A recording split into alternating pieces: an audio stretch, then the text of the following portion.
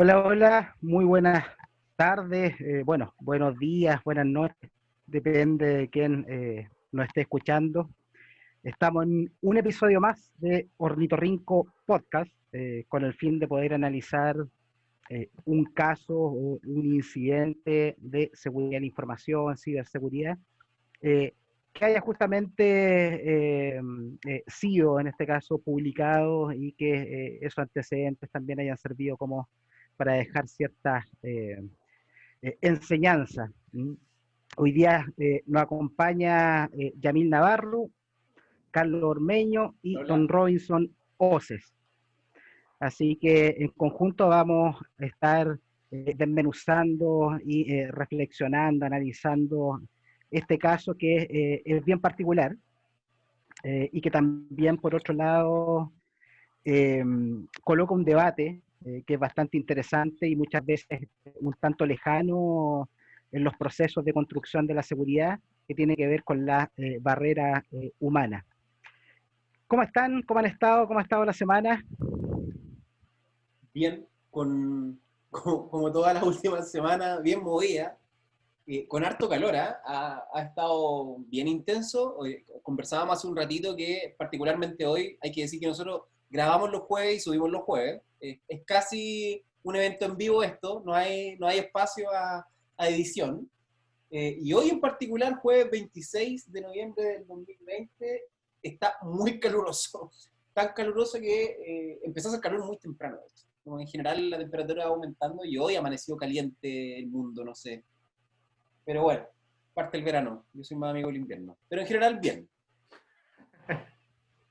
Esto está que arde, señores. Sí, por acá todo bien. Harto movimiento, harto trabajo, está cerrando el año, parece que todo se pone más complicado, pero estamos en eso. Así que bien por acá. Por aquí Impecable, también, don Yamil. no, por aquí todo bien también, cerrando los proyectos del año. Un poco los clientes quieren que los proyectos cierren el año, nosotros queremos que los proyectos cierren el año. Eh, bueno, hay que poner en las horas. Impecable. Ok, ¿les parece que comencemos con el caso, con este análisis? Démosle nomás. Vamos pues. Impecable. A ver, voy a dar un contexto general acerca del caso y también de la organización que está siendo afectada, por si algunos no lo ubican. Estamos hablando de Roblox.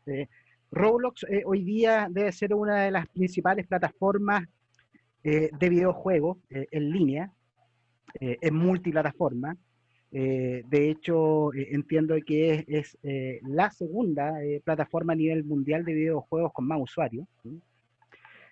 Yo también soy usuario de Roblox, debo reconocerlo, pero producto justamente de que mis hijos me llevaron hacia allá y obviamente uno también quiere saber, conocer también cómo funciona esta plataforma. Esta plataforma en la cual tú tienes la opción de jugar diferentes estilos de juego y con diferentes grupos. ¿Ya? Hoy día, por ejemplo, dentro de las plataformas que son de similares características a esta, podríamos colocar a Among Us, que justamente también es una plataforma en donde se juega en grupos, tú eliges tu grupo o se pueden elegir de manera aleatoria. Aquí también pasa lo mismo, con la diferencia de que pueden elegir diferentes juegos dentro de la misma plataforma.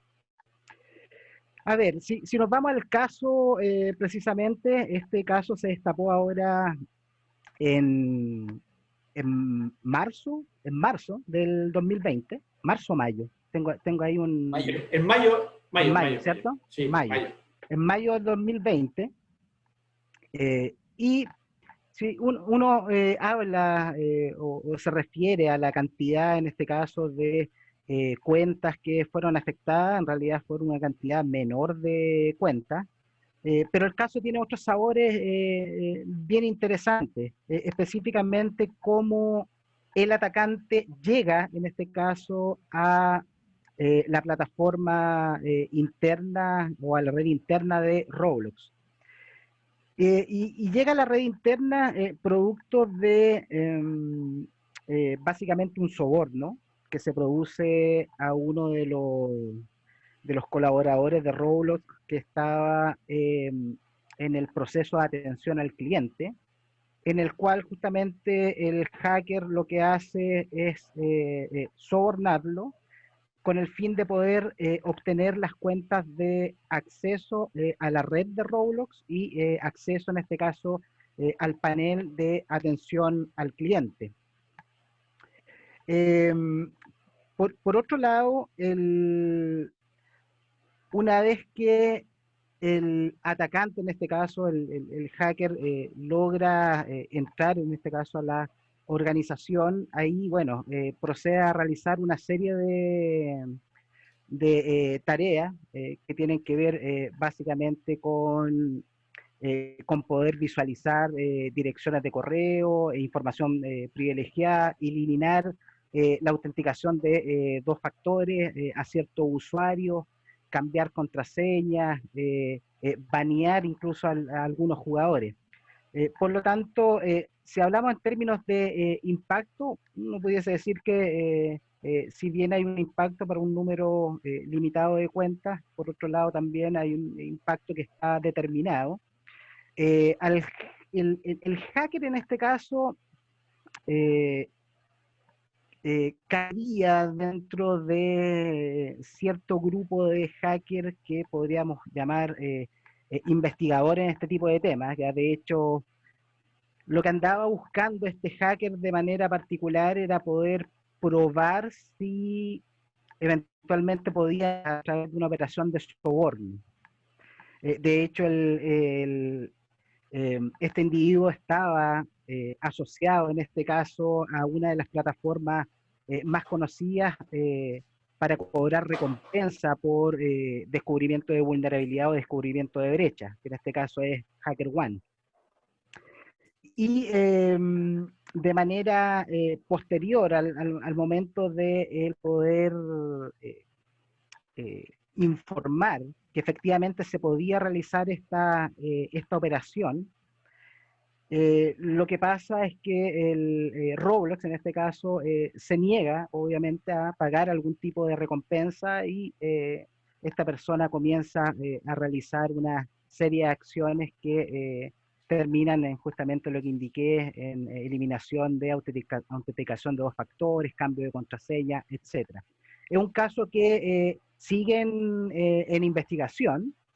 De hecho, Roblox le está pidiendo explicaciones a HackerOne sobre justamente cómo se produce todo esto, básicamente antecedentes al respecto.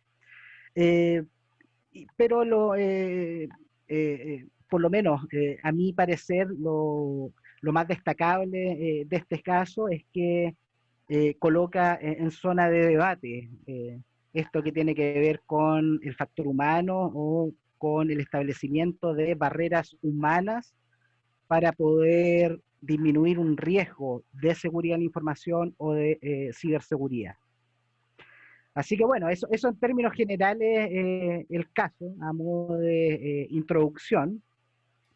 Me gustaría saber qué les pasa con este caso, en función de lo que ustedes también han podido investigar, leer, ¿qué distinciones a ustedes se le vienen a la mente?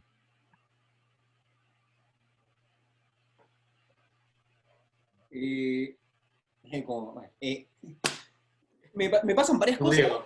Yo creo que hay algo adicional que mencionar complementando la información de la intro, que fue una muy buena intro, y es que no se sabe todavía, yo creo, porque en julio de este año también, muy fresquito, pasa algo en particular que entre 1500 y 1800 cuentas se ven vinculadas, no se sabe si es dentro de este mismo proceso de exfiltración, de que impersonaron a jugadores, y lo que hacen en julio de este año sobre estas entre 1500 y 1800 cuentas es, primero, se secuestran las cuentas y se hace campaña para la redundancia, para la campaña de Donald Trump. ¿Y cómo lo hacen en particular? Al avatar, al monito en este caso, que representa a la persona en el videojuego, le colocan este gorro rojo muy característico que dice MAGA, que es Make America Great Again, que es parte de la campaña de Donald Trump. Y ahí desde la especulación, claro, puede estar muy a favor de la campaña de Donald Trump, y los mismos monitos hacían, vi que se envían mensajes, en estos mensajes decían vote por Trump, básicamente eran bots.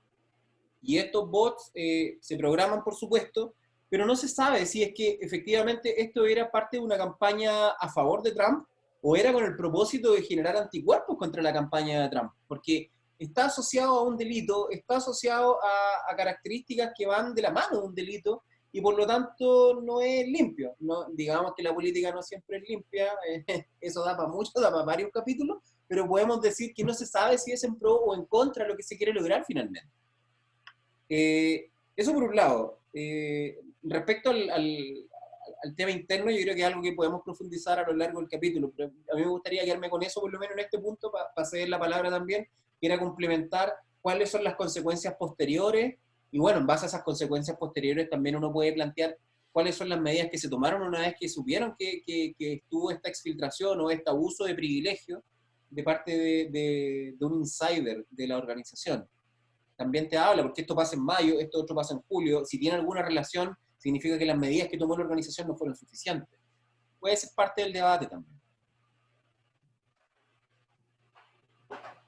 En lo personal, lo que me causó un poco de ruido también, esta capacidad de almacenar cierta información, y que no es información de cualquier persona, sino que aquí, como bien señalaste, Freddy, los principales clientes son niños. Entonces acá nos podríamos encontrar con un tremendo problema de que estas cuentas proporcionan cierta información que puede ser estrictamente personal y específicamente sobre niños. Entonces ahí viene un poco a salir a flote lo que puede significar la seguridad de estas plataformas en los cuales los niños son los principales participantes.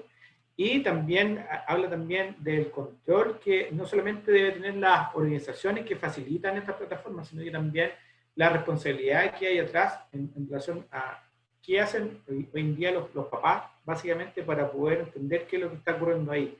Y esto de acompañar, de entender qué es lo que está ahí, es una tarea bien interesante, esencialmente porque requiere tiempo.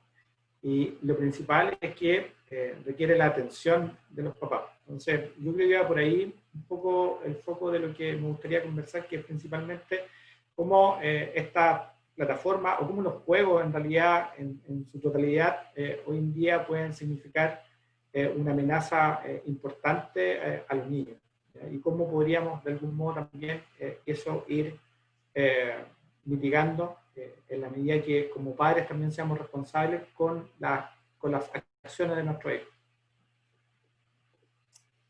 Ya.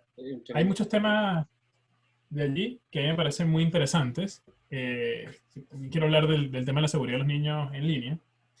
Y, o sea, aquí, ¿qué pasa? Un ataque es la explotación de una vulnerabilidad por parte de un agente de amenaza. O sea, por un alguien. Pero ¿qué pasa si en este caso yo cambio el agente de amenaza y con esa misma vulnerabilidad se hace otro ataque? Entonces allí tenemos que ver qué está pasando con los niños en línea actualmente. ¿A qué ataques están sujetos? O sea, ¿qué ataques pudieron haber usado una vulnerabilidad de ese tipo? Y aquí quiero, antes de entrar en el listado, o sea, sí restar a quienes, nuestros auditores, nuestros oyentes, que sean padres o tengan hermanos chicos, por lo menos mi visión es que Internet no es como que apto para niños. Es decir, no es un espacio seguro, no hay un piloto automático que mantenga todo bien. O sea, Internet requiere supervisión adulta.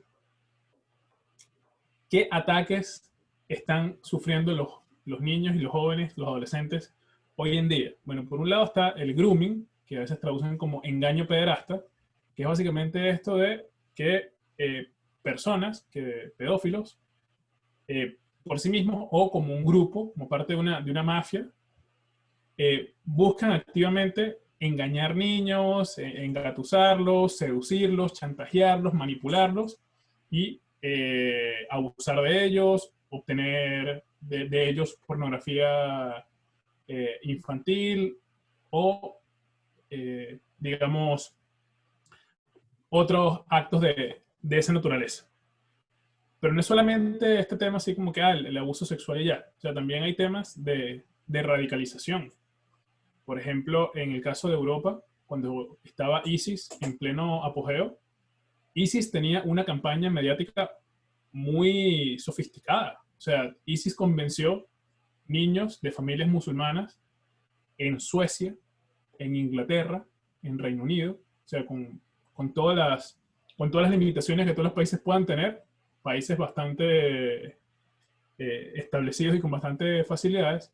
O sea, llegaron a radicalizarlos a tal punto que estos niños se fugaron de sus casas, se fueron de contrabando como pudieron en aviones, buscaron una forma de viajar ilegalmente para salir del país, para llegar a Siria y unirse a ISIS como combatientes, y en el caso más todavía sorprendente de las niñas, para ser esposas de yihadistas. Y no más sorprendente porque ellas no pueden ser radicalizadas, sino porque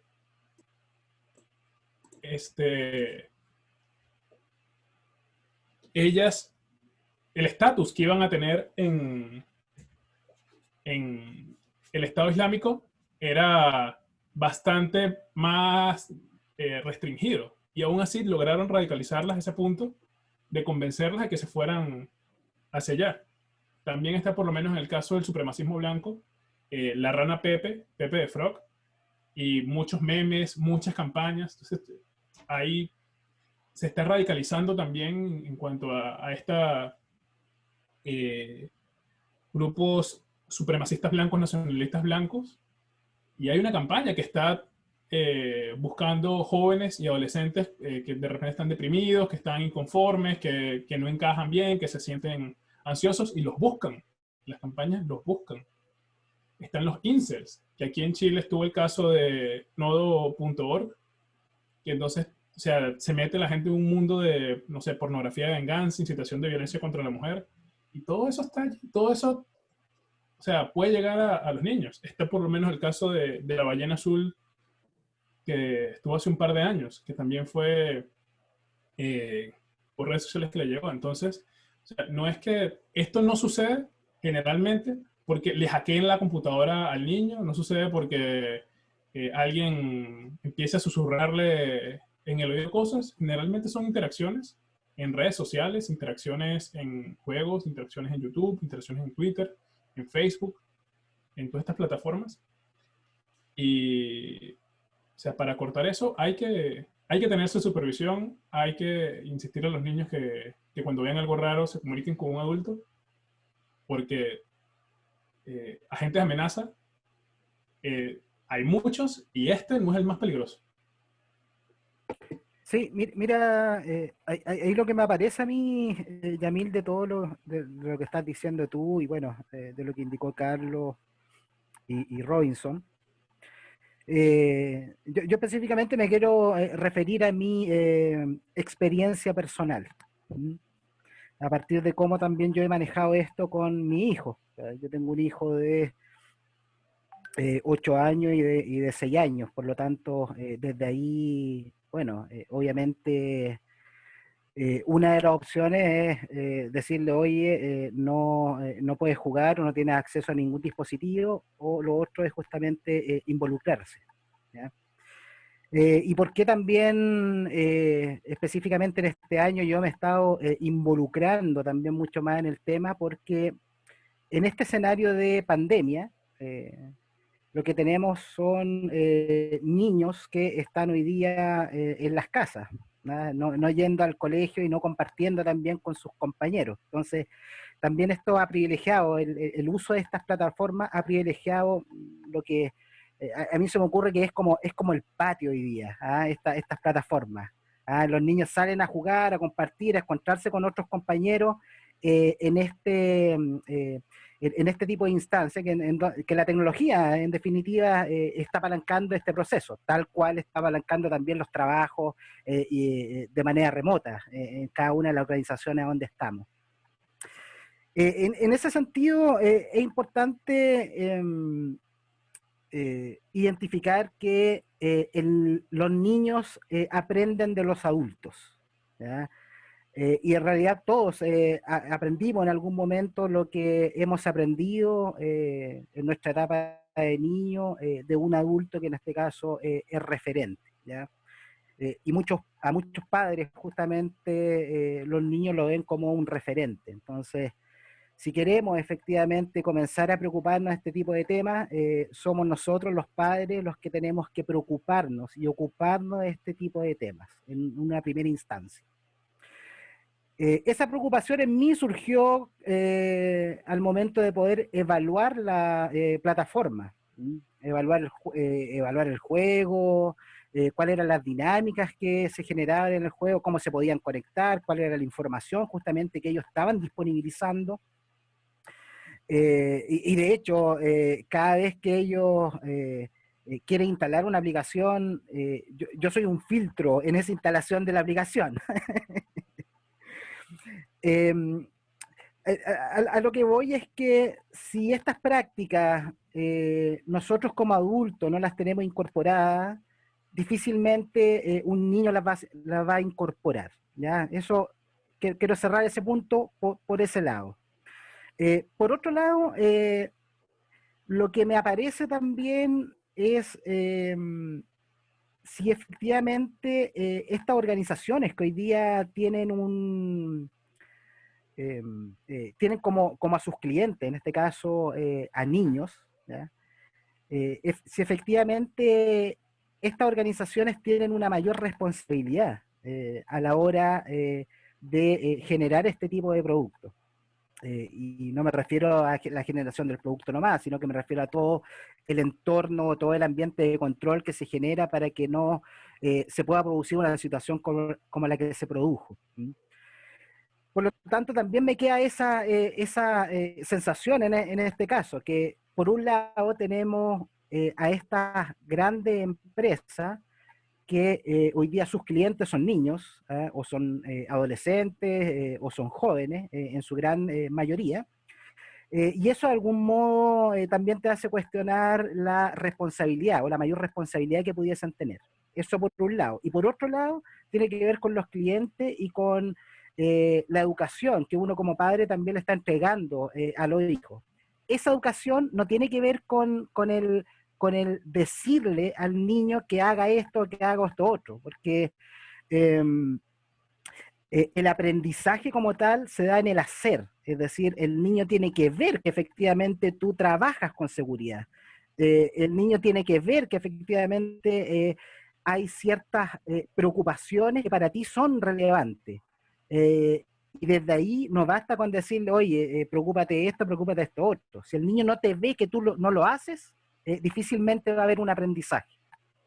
Con eso me quiero quedar como dentro de estos dos aristas que se están abriendo, una por el lado de la organización y otro por el lado, en este caso, de los clientes, que son niños, adolescentes y jóvenes.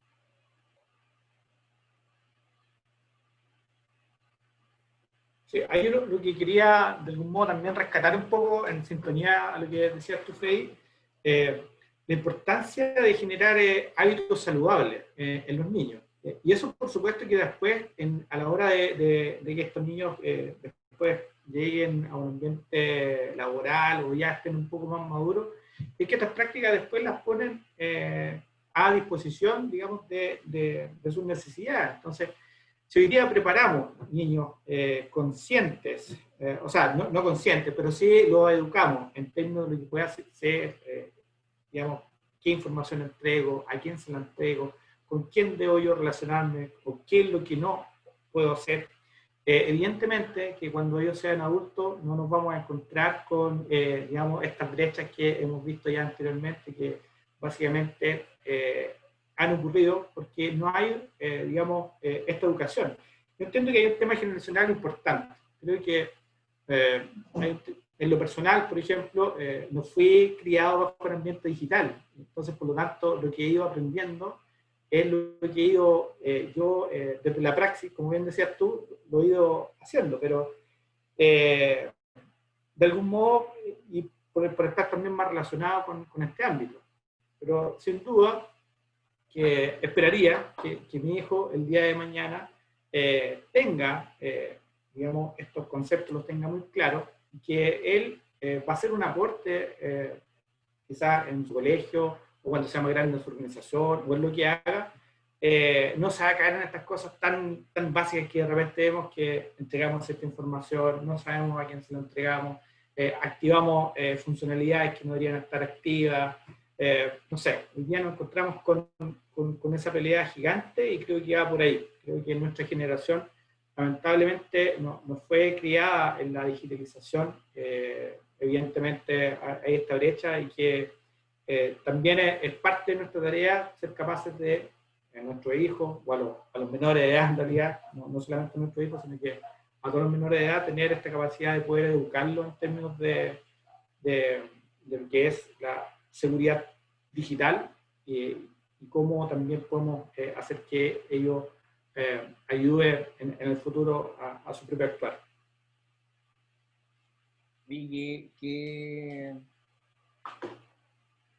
Qué profundo, porque a mí lo que se me viene a la cabeza es como en algún momento en Chile nosotros tuvimos educación cívica. A mí lo que se me ocurre es que esto de alguna manera es educación cívica digital. Y la educación la educación cívica no solamente te daba como educación, digámoslo, desde el punto de vista más higiénico social, sino que además te enseñaba a comportarte en sociedad. Y el comportarte en sociedad también crea una sociedad distinta si tú a los niños desde pequeños les enseñas a ser agentes activos socialmente. Y eso mismo, más allá, que comparto totalmente lo que ustedes planteaban de esto de acompañar y que la educación se da en la acción más que en el decir, sobre todo cuando son chiquititos, y en el entendido de que el futuro es cada vez más digital, ya lo estamos viviendo en la pandemia y es algo que va a seguir de esa manera, o sea, va a sufrir, digamos, pues se puede ver así como un retroceso donde vamos a volver a ir a la oficina y todo lo demás, sí se puede ver como un avance el ser totalmente digitales, tal vez no, pero vamos a mutar y vamos a vivir en una sociedad un poco más híbrida entre la digitalización total, que es lo que se busca por un lado, de trabajar remoto, de hacer todo en línea, y por otro lado de vernos las caras, que es sumamente importante porque somos seres sociales como personas, no como seres digitales.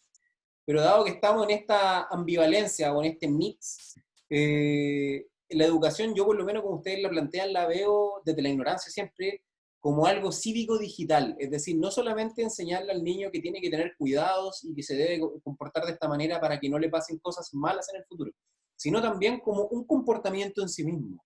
¿Cómo debo comportarme en las redes sociales para también crear sociedad digital? Es algo que no se habla tanto, que no se aborda, pero si vamos apuntando hacia la digitalización, nosotros como seres humanos, donde nos vimos desde 1900 hasta la fecha, en 100 años cambiamos lo que no habíamos cambiado miles de años respecto a nuestro comportamiento y nuestra forma de actuar socialmente, es algo que debemos atender, que es cómo nos comportamos socialmente con otros de manera digital, como por un lado desde el punto de vista de la seguridad, pero por otro lado también desde el punto de vista de la sociedad en sí. Así que me hace mucho sentido, creo que lo encuentro sumamente atractivo también como campo de investigación, que no me cabe duda que es algo que ya se está haciendo, pero apuntado principalmente a los niños, porque ellos van a ser el futuro de cómo nos vamos a comportar socialmente, que es lo que plantea usted, don Robinson, hace un segundo, que es, yo me crié de esta manera y he ido aprendiendo esto porque estoy ligado al campo de las tecnologías y de la seguridad. Pero ¿qué pasa con el resto de las personas? Y eso también va a disminuir vectores que hoy día consideramos vectores de ataque, que están relacionados a ingeniería social, por ejemplo. Sí, sin duda. Mira, bueno, es tremendo lo que estáis diciendo, Carlos, como esto de cómo creamos una sociedad digital. Y para mí me surge otra pregunta. ¿Cómo generamos esos espacios de confianza, en definitiva? Que son los espacios de confianza que nos permiten justamente también relacionarnos y que nos permitan también aprender. Y desde ahí yo diferenciaría el ámbito digital como un dominio tal cual, un dominio distinto, como tal cual tenemos el ámbito de la casa o el ámbito social, por ejemplo, en la familia, o tenemos el ámbito en el trabajo, el ámbito en el colegio. Son dominios distintos. En este caso, el ámbito digital es un dominio distinto. Pero sí, ahí, más allá de que sea un dominio distinto, hay ciertas bases que se deben conservar. Y esas bases que se deben conservar deben seguir siendo las bases con las cuales construimos o deseamos construir una sociedad, que para mí tienen que ver con el respeto, la honradez y también la posibilidad de querer convivir o construir, ¿ya?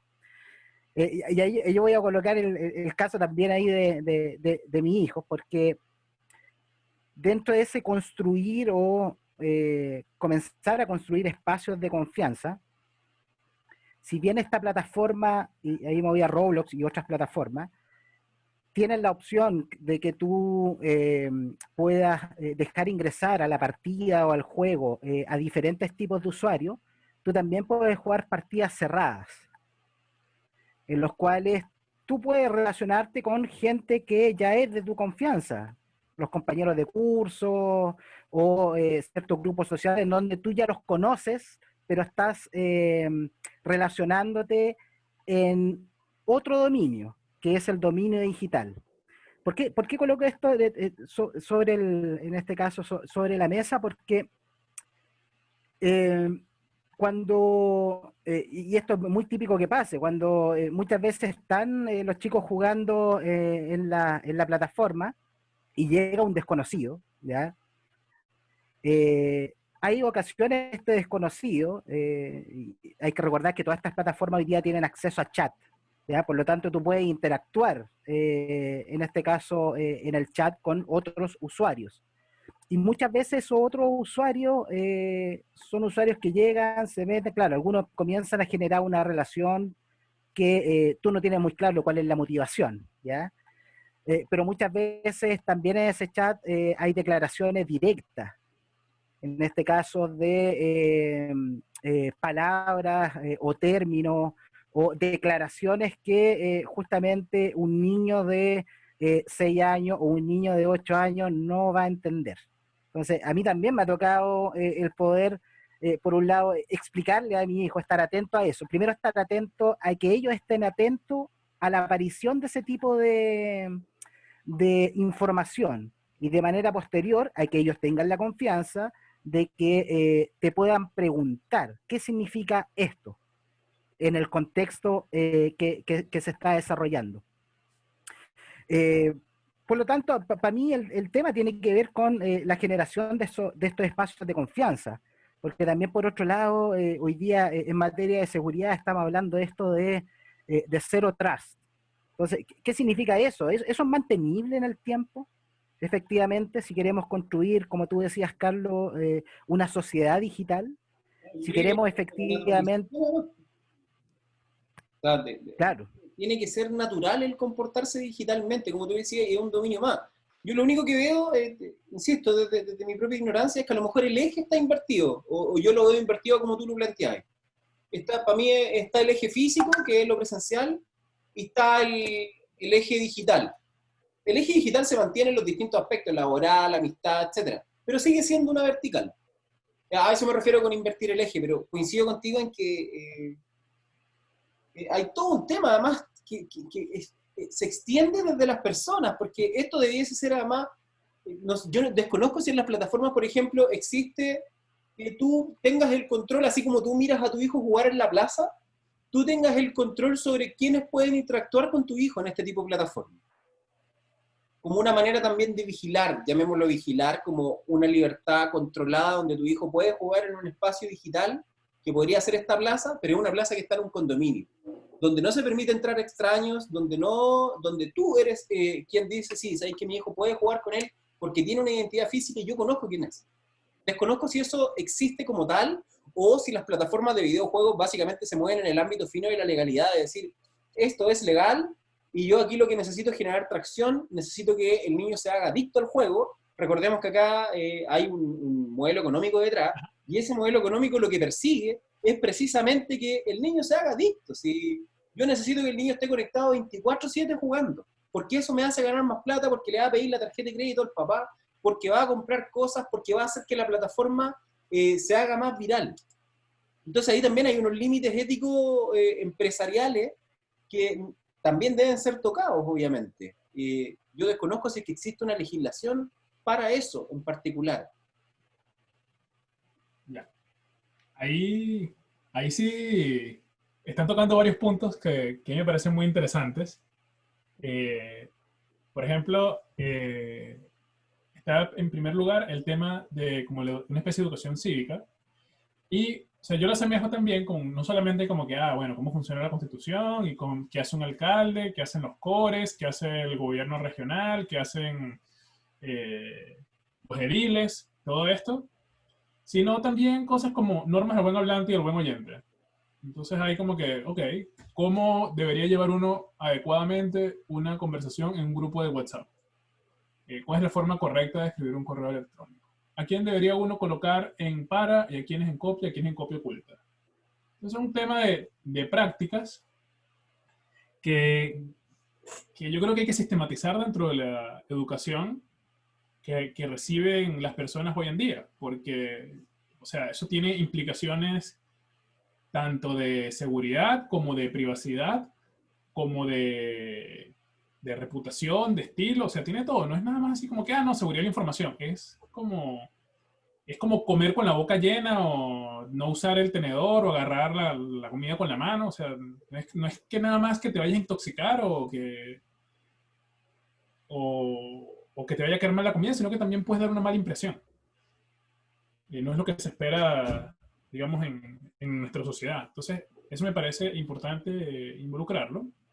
El tema que están trayendo de la educación, que si bien empieza en casa, también debe ser reforzada en las instituciones educativas. Y no solamente en primaria, sino, o sea, debe irse ajustando con la edad de los niños para que los jóvenes en la universidad también se sigan recibiendo esta formación del uso apropiado de las tecnologías de información. Y, o sea, también, si nos vamos a ya temas más sociales, si uno ve como que, ok, la familia como la unidad organizativa fundamental de la sociedad. Eso es algo que en muchos países eso está escrito en algún lado. No suele ser controversial.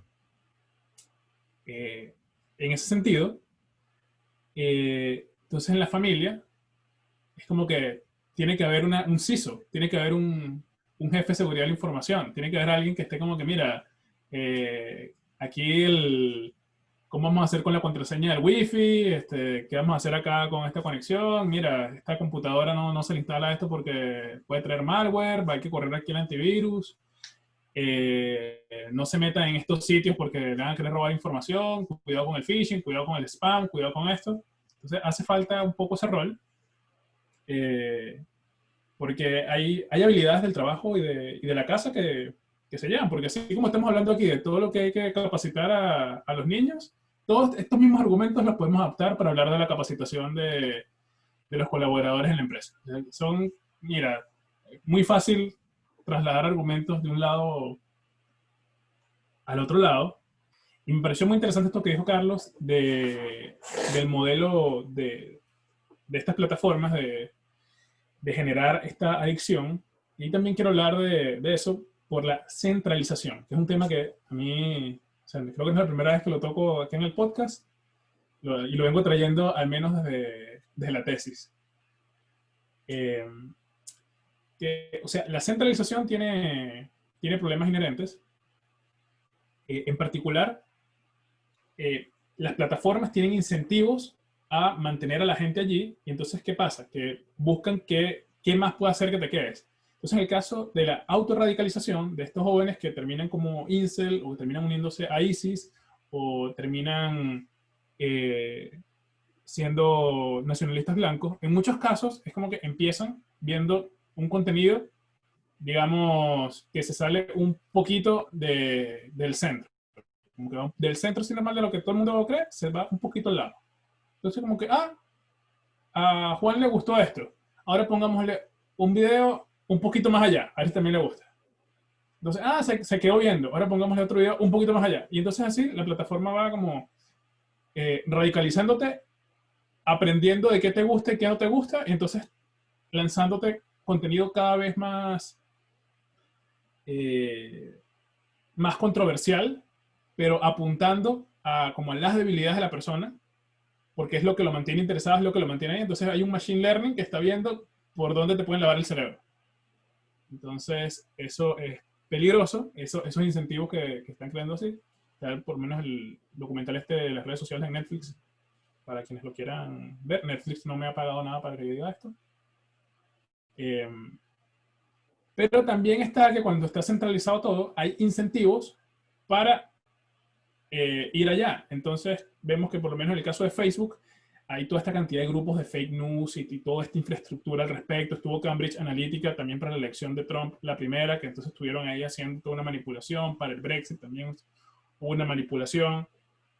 Están los bots en Twitter, o sea, los bots políticos en Twitter ya se volvieron parte del paisaje de Twitter. Hay bots que están buscando trolear a la gente, crear campañas de opinión pública, distorsionar hechos.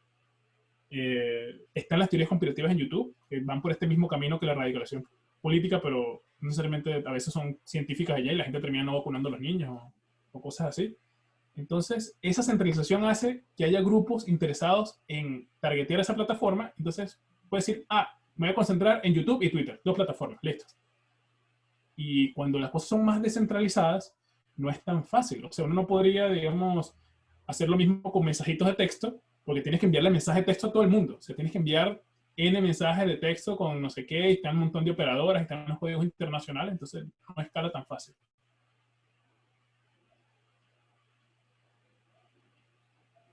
Sí, mira, probablemente lo que estamos viendo también es una línea común, que tú lo nombraste, Yamil. Una línea común entre el caso como tal, por un lado el hacker que intenta obtener algún tipo de beneficio, vulnerando en este caso o sobornando a un usuario interno, el mismo usuario interno, ¿ya? Que se dejó de algún modo sobornar, ¿ya? Y la situación que tú estás comentando, que tiene que ver justamente con los clientes o los posibles clientes de este tipo de plataformas.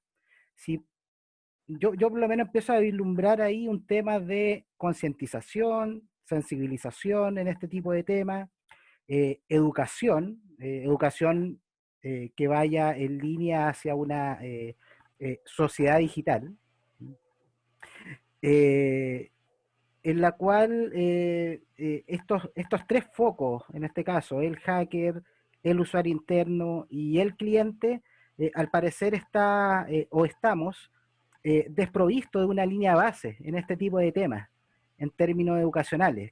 Obviamente yo también lo puedo entender porque de algún modo esto se ha venido como una avalancha en los últimos años.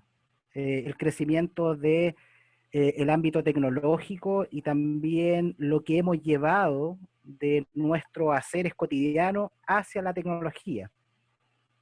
Por lo tanto, para mí, hoy día esa línea base tiene que ver con el tema más cultural, es decir, cómo efectivamente incorporamos este tipo de práctica en cada uno de nuestros haceres digitales, pero considerando obviamente esta componente fundamental que tiene que ver con la ética, este componente fundamental que tiene que ver con el respeto del otro y que tiene que ver obviamente también con la honradez.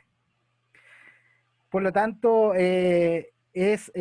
probablemente es ese tema el tema que hoy día está impactando a estas diferentes aristas que aparecen en este caso. Y que justamente hoy día lo visualizamos, a lo mejor vemos efectivamente qué es lo que tendríamos que hacer, que obviamente va por un lado de modificar nuestro entendimiento y nuestra visualización acerca de los impactos que hoy día generan nuestros haceres o lo que hacemos en este tipo de prácticas. Es decir, yo me pregunto si en este caso este hacker que estaba asociado a estas plataformas de pago de recompensa, ¿ya? Hoy día ese hacker en el momento de plantearse esa prueba, que puede ser, yo no voy a cuestionar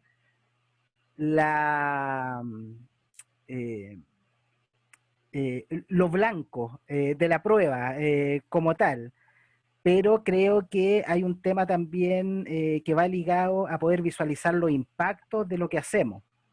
Ahora me voy al otro caso, el usuario interno que es sobornado. Es un usuario interno sobornado porque se dejó sobornar. Pero adicionalmente ese dejarse sobornar también tiene que ver con una visualización de los impactos.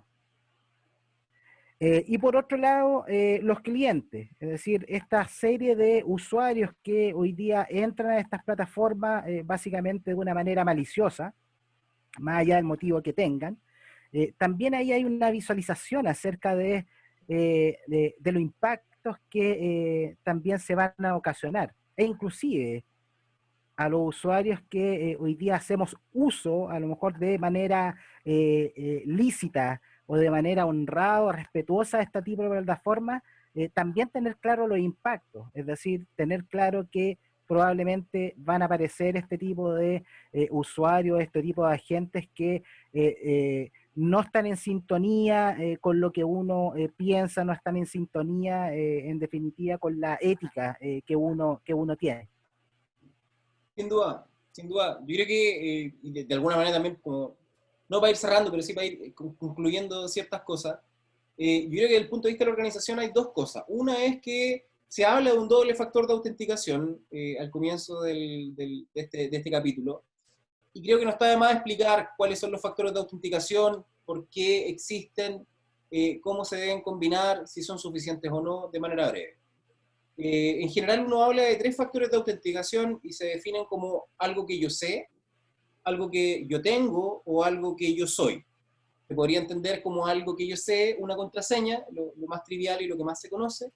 Algo que yo tengo podría ser alguna tarjeta de coordenadas o un PIN pass, es decir, algo físico que yo tengo para poder comprobar mi identidad y poder autenticarme contra un sistema.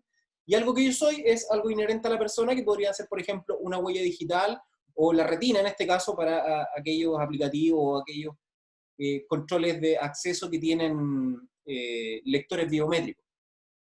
¿Por qué se deben combinar? Porque se aumenta la robustez, en este caso, de poder autenticar que quien se va a conectar a un sistema es efectivamente quien dice ser.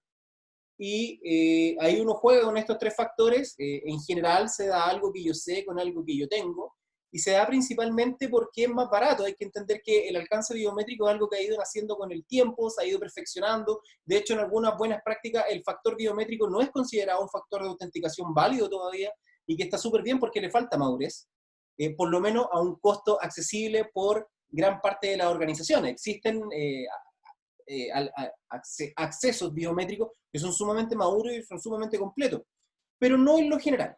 Entonces ahí uno juega con esto cuando uno dice, oye, tiene que tener dos factores de autenticación. No te sirve tener una contraseña y después meter otra contraseña porque está redundando en el factor de algo que sé. Y ahí se usa comúnmente algo que yo sé con algo que yo tengo. Que por un ejemplo claro es acceder o hacer una transferencia en el banco. Yo accedo a la página del banco mediante algo que yo sé, que es la contraseña, y cuando quiero realizar una transacción me obliga a autenticarme con un segundo factor, que es algo que tengo, que es la tarjeta de coordenadas. Esa es la medida de seguridad. Si es suficiente o no es suficiente, yo creo que debemos evolucionar eso hacia otras lógicas de autenticación, otras formas de hacer lo que están en desarrollo, otras ya están más maduras, que no es el caso de este podcast, pero también es importante mencionar eso, ¿qué son? Y respecto a la vulneración a través de este insider, más allá del soborno a un insider, a mí me hace mucho ruido que esa acción operacional del sistema haya estado a cargo de una sola persona y mediante una persona se haya podido ejecutar esa acción. Ahí lo que debiese existir es un tema de roles, de perfilamiento de roles, y que si es una acción que puede tener un impacto alto, deba tener una contraparte autorizadora. Es decir, que para poder generar un modelo que impacte en ese proceso operacional, tenga que haber, en este caso, más de una persona que tengan que estar confabuladas para poder estafar a la organización o generar este comportamiento que va en contra de la operación normal. Eso también es algo que yo levantaría y diría, ok, tú puedes sobornar a alguien, pero la acción que esa persona puede realizar, ¿está bien que esté a cargo de una sola persona? ¿O debiese haber otra persona que haga las veces de rol, ya sea verificador o autorizador de esta acción que se está solicitando? Eso es algo que tal vez pueda quedar para un capítulo posterior y que da para mucho, pero a mí me gustaría quedarme con eso, es decir, ¿cuáles son las medidas que nosotros colocamos para poder llevar adelante operaciones que son críticas para el negocio? ¿Están identificadas esas operaciones críticas? Muchas veces no están visualizadas porque se ven demasiado normales, pero los impactos que tienen son súper altos, como es lo que le pasó a Roblox. A mí me gustaría, como para concluir, quedarme con eso. Ya. Bueno, yo quisiera, como para ir también cerrando, hablar sobre el monitoreo, que en este sentido creo que hay varias estrategias de monitoreo que pudieron haber sido de ayuda para el caso de Roblox, y para nuestros oyentes, auditores, también podrían ser interesantes, digamos, en sus propios casos de negocio. Una es, por lo menos, monitorear la causa de esto, que fue el usuario disconforme, que se dejó sobornar, como dijo Freddy. Entonces, eso hay monitoreos que, bueno, son más o menos complicados, son más o menos intrusivos o costosos, pero, digamos, hay organizaciones que tienen monitoreo de los empleados, del estilo de vida que están teniendo, si están gastando, tienen un nivel de gasto que no se condice con el salario que tienen, si están como disconformes. De hecho, hay ciertos servicios que se están prestando hoy en día como para detectar cuando los empleados están ya como buscando irse a la organización, que pueden detectar como esas señales. Además, hay que revisar el tema de los incentivos que tienen los empleados y que en efecto la responsabilidad que ellos asumen esté adecuadamente compensada, ya que de lo contrario se hacen vulnerables a que alguien más que sí sabe el valor de lo que ellos están haciendo los pueda motivar a como cambiar de bando. Entonces, estas son cosas que se pueden hacer, este monitoreo de la actitud del usuario, del mercado laboral y de otros indicadores que podrían ayudar a monitorear este tema. Pero también está el monitoreo de las acciones que tomó esta persona, que fue este reseteo masivo de cuentas, o esta desactivación masiva, o esta habilitación de acceso a un portal administrativo a una persona que no debería tener acceso a ese portal administrativo. En ese caso, por ejemplo, se podría tener un monitoreo técnico de cuándo se está accediendo a el portal administrativo, desde qué IP, en qué horas, qué usuarios, y de esa forma, digamos, poder generar ciertas alertas que permitan detectar esto más temprano. E incluso hay formas de descentralizar un poco esto, y es lo que vemos con muchas cuentas de correo electrónico o redes sociales o portales grandes, que cuando uno se autentica desde el teléfono, desde un computador, te envían un correo o una notificación que dice, hemos detectado que te logueaste desde un nuevo dispositivo. Hemos detectado que iniciaste sesión en tal parte. ¿Eres tú? ¿Es un fraude? ¿Está todo bien? Entonces, si se empieza a desactivar esto de doble factor y le hubiese llevado a los usuarios algo como, mira, aquí nos dice que tú quieres activar doble factor, ellos de repente hubiesen podido tener la forma de decir, oye, no, yo no quiero activar nada, y haber atajado esto antes de que le cambiaran todo el avatar y les pusieran a Gore, les pusieran todo esto. Quizás se pudo haber resuelto antes, o pudo haber incluso haber estado unos 10 minutos, algo así, en periodo de espera el cambio mientras se esperaba confirmación. Entonces son estrategias que se pueden usar de monitoreo y alertas para mitigar estos temas.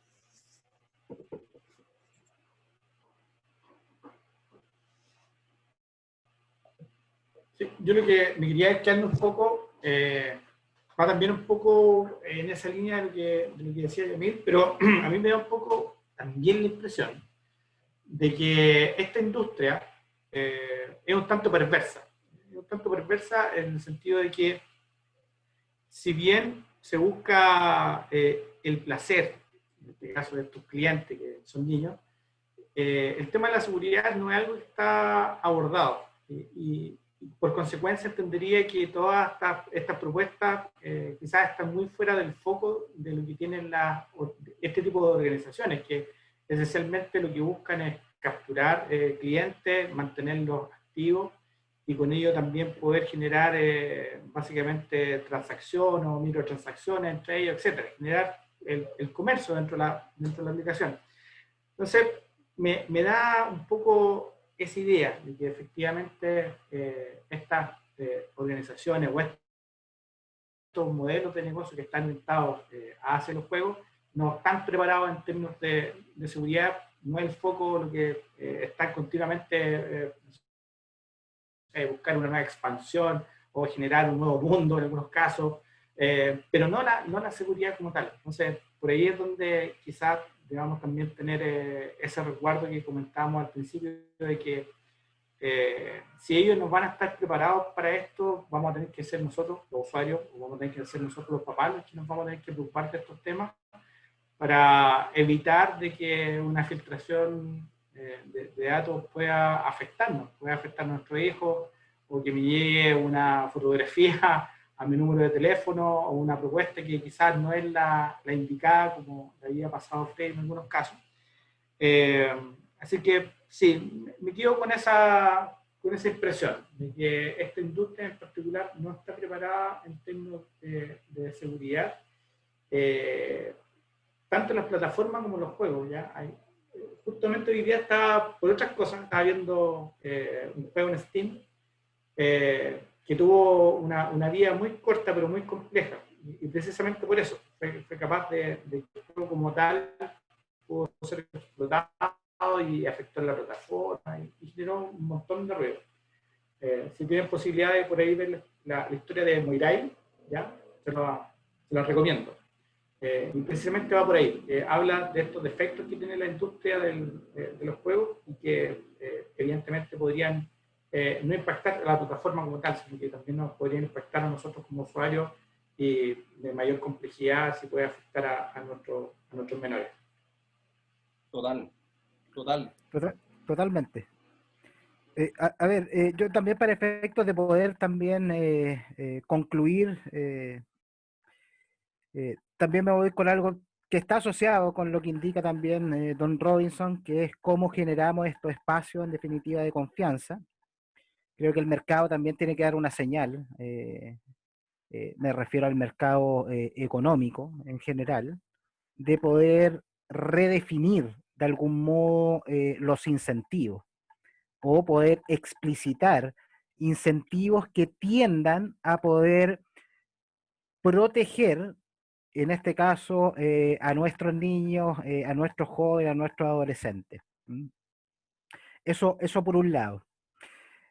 Por otro lado, me quiero quedar con esto del posible hacker, que en este caso soborna en un escenario de prueba, ¿ya? Me refiero a hacker, no quiero entrar en la discusión si es hacker o ciberdelincuente, porque justamente eso hoy día en materia de investigación, en este caso lo que sabemos es que esta persona estaba ligada a esta página de búsqueda de vulnerabilidades y obtención de recompensas, que es HackerOne, como existen otras páginas en este caso en donde cualquiera se puede suscribir y te pagan en definitiva por encontrar vulnerabilidad y brecha. Pero me quiero referir específicamente a lo que posibilita en definitiva que este hacker entre a la organización, que es este usuario disconforme. Si vemos qué es un usuario disconforme hoy día, es básicamente un usuario que no está en bienestar, ¿ya? Por lo tanto, aquí mi reflexión va en torno a qué tanto hoy día estamos asociando estos estados de bienestar de las personas con los ambientes de control en materia de seguridad y de ciberseguridad. Porque justamente esto no es nuevo, si sabemos que el insider hace mucho tiempo que viene a ser justamente una tremenda amenaza para las organizaciones. Pero ¿qué estamos haciendo para eso justamente? Y si efectivamente eso va alineado con garantizar de algún modo un estado de bienestar con las personas que forman parte de una organización y generar esta suerte de barrera humana que es tan necesaria hoy día, porque sin duda que dentro de lo que hemos ido reflexionando y aprendiendo en el transcurso de estos últimos años, en donde también esta temática ha ido tomando fuerza, es que la mayoría de la iniciativa o de las prácticas tendientes a generar ambientes de control generan un entendimiento también de la seguridad un tanto reduccionista, o más que de la seguridad de la problemática. Es decir, yo con el cumplimiento de estos controles soy seguro.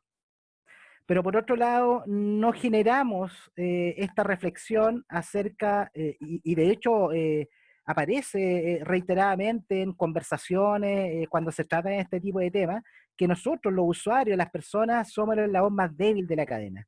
¿Qué hemos hecho durante estos años para que justamente ese eslabón más débil se vuelva el eslabón más fuerte? Para mí, en términos personales, tiene que ver con los estados de bienestar que las organizaciones también entregan a las personas.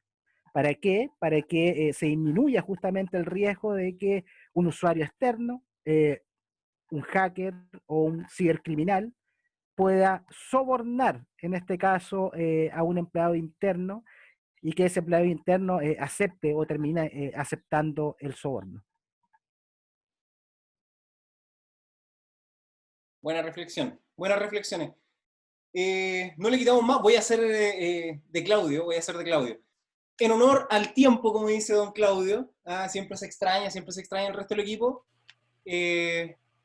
Nos despedimos de este podcast, les deseamos lo mejor en el término de la semana, entendiendo que es día jueves, recuerden que nosotros hacemos este capítulo los días jueves, y nos vemos la próxima semana con un nuevo capítulo de Ornitorrinco Podcast.